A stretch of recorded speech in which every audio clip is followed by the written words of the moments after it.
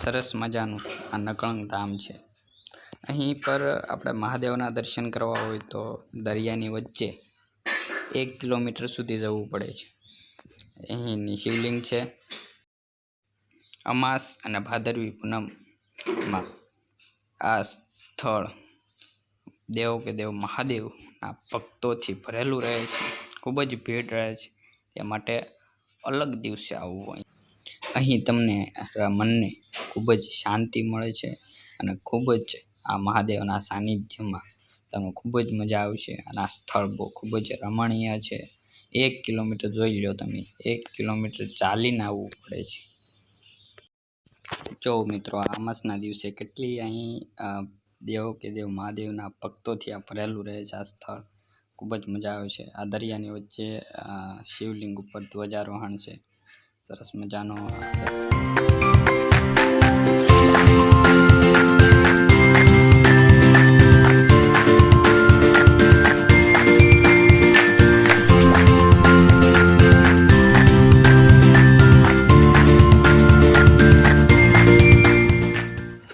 જો મિત્રો, આ છે નકળંગનો દરિયો। આ દરિયામાં આપણે જ્યાં ચાલીને જાવી છીએ શિવલિંગ સુધી, ત્યાં લગી ગારો છે, એટલા માટે ચાલવામાં ખૂબ જ ધ્યાન રાખવું પડે છે, નકર ધડી નિશારાના પડી જાવી છીએ। એટલા માટે આપણે ખૂબ જ અહીંયા મજા આવે છે ચાલવાની। જો મિત્રો, આ કેટલી બધી અમાસના દિવસે અહીંયા ગળદી હોય છે। જો આ ઠેઠ શિવલિંગ સુધી જો ખૂબ જ અહીં ગળદી રહે છે, એટલા માટે આડા દિવસે આવવું। આડા દિવસે આવશો તો ખૂબ જ ઓછી ગળદી હશે અને ખૂબ જ મજા આવશે ફરવા।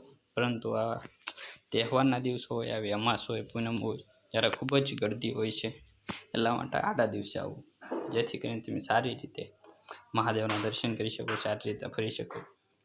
ખૂબ જ અહીં મજા આવશે। આનંદિત પર્વત જોવા ખૂબ જ સરસ મજાનું આ સ્થળ છે। આ સરસ મજાનો વ્લોગ ગમ્યો હોય તો લાઈક કરો, શેર કરો, સબસ્ક્રાઈબ કરો અને આ ચેનલને લાઈક કરો, બરાબર।